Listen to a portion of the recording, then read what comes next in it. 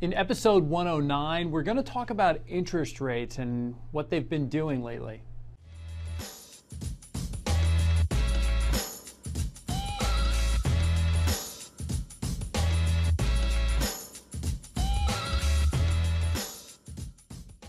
Welcome to the Mullooly Asset Show. I'm your host, Tom Mullooly, and this is episode number 109. We want to talk about what's been going on with interest rates. Rates have been rising now. In fact, the Fed has now raised several times in a row. Is that really bad for stocks? A lot of people equate rising rates with this is where the market tips over, right? Isn't this where things start to go downhill? Is that true? Not so much. Let's talk about that.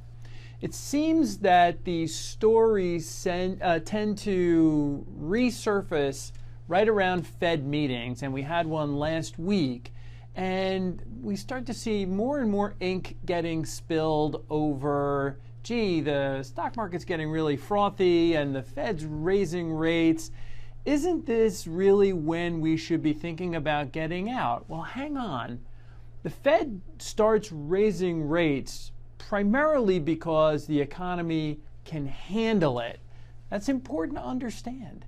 And the Fed wants to eventually find a level where rates can normalize. Now that rate's going to be different all the time. When I started in the business, they were, 8-9% and higher.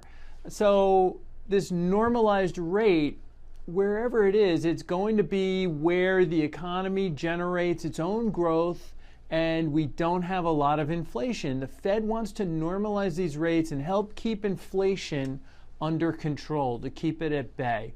So what goes wrong with that equation? Well, either we get a burst of inflation, if they whiff on that, or the Fed just continues to raise rates to a point where it starts to choke off growth.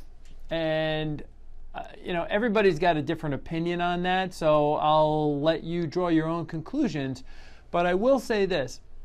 As of September 30th, last week, we're recording this on the 1st of October in 2018, the Fed has raised 7 consecutive times.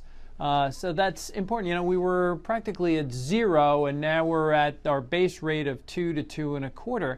It wasn't all that long ago, 2005, 6, 7, and even into the beginning of 2008, the Fed met 17 times, 17 rate hikes. You need to know that rising rates don't automatically spell doom for stocks.